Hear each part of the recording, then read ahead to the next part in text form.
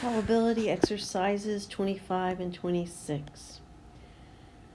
Compute the probability of drawing a king from a deck of cards without replacement and then drawing a queen. So we are looking for a king and then a queen. So there are 4 kings out of 52 cards. But you didn't put that card back, so now there's 51. And so you just took a king before, so that's not going to affect how many queens there are. So there's going to be 4 out of 51 queens. So you've got 4 times 4 is 16. And then the 52 times the 51 gives us 2,652. So this is going to reduce to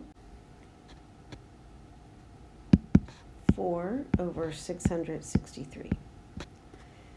Okay, 26, I need to change the instructions here. It says compute the probability of drawing 2 spades from a deck of cards, and I need to say that's without replacement.